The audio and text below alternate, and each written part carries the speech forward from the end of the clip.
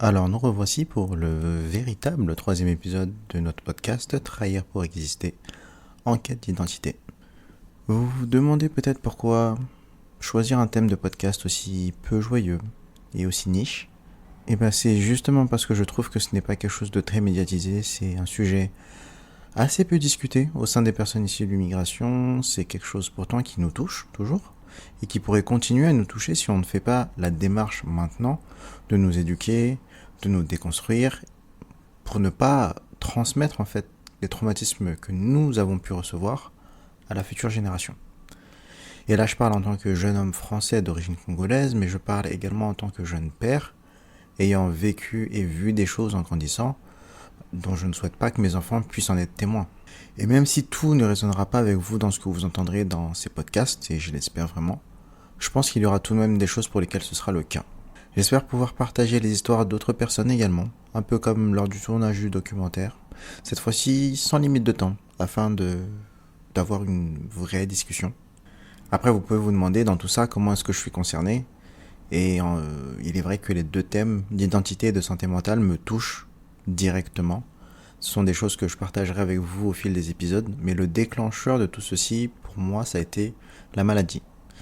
Moi, j'ai souffert d'une tuberculose pulmonaire à l'âge de 24 ans qui a failli m'emporter. Je suis toujours vivant grâce à ma bonne étoile et grâce à de très bons amis qui étaient là au bon moment, qui sont devenus mes anges gardiens. Et voilà, sans eux, je ne serais plus de ce monde. Mais voilà, suite à cela, j'ai quand même souffert pendant quelques années de dépression. Sauf que je ne savais pas ce que j'avais. Vous avez probablement entendu cette fameuse phrase, hein, la dépression c'est un truc de blanc. Que ce soit de la part de vos parents principalement je pense, ou peut-être même de la part de vos amis non blancs, de vos potes, de vos aînés. Et après oui, on se le disait quand même entre nous. Hein. Et à force de l'entendre, je pense principalement de nos parents, de nos potes, de nos aînés, etc.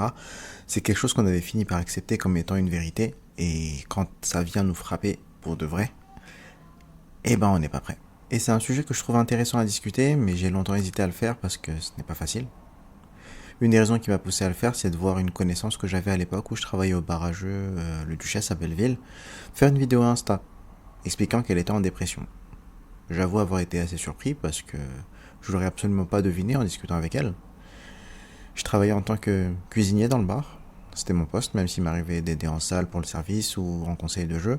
Comme j'étais à la gestion du stock, nourriture, je faisais beaucoup d'allers-retours à la boulangerie Monsieur Jacques pour aller chercher du pain. Et j'étais régulièrement amené à discuter avec les boulangères. Et c'est de cette façon-là que j'ai fait la connaissance de cette jeune fille avec qui j'ai adoré discuter. Elle était toujours rayonnante, vraiment solaire. Et je me suis pas dit qu'elle pouvait cacher un tel mal-être. Est-ce que c'était déjà le cas à ce moment? Je ne sais pas. C'est vrai qu'elle me disait être fatiguée. En même temps, elle enchaînait les cours, le travail, et elle a quitté son pays natal qui est la Tunisie pour venir assez tôt pour faire ses études ici. Je sais pas si elle est venue avec du monde ou pas, mais c'est vrai que ça peut jouer sur le mental d'être en dehors de son pays et d'y avoir ou non de la famille. J'adorais l'avoir en invité pour apprendre à mieux la connaître et écouter son histoire qui, j'en suis sûr, est inspirante et passionnante. Et j'espère qu'elle continue à aller mieux de jour en jour. Je lui avais écrit après avoir vu sa vidéo.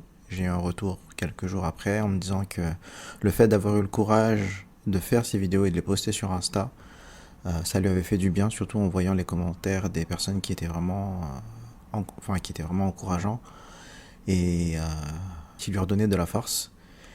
Donc je la remercie en vrai pour son courage parce que c'est une jeune femme maghrébine, une femme de foi, elle porte la hijab et elle a osé un peu casser le tabou qu'il y a qui peut y avoir chez les minorités en disant oui, je suis une femme de foi mais je peux souffrir mentalement et non, ça ne devrait pas être tabou d'en parler.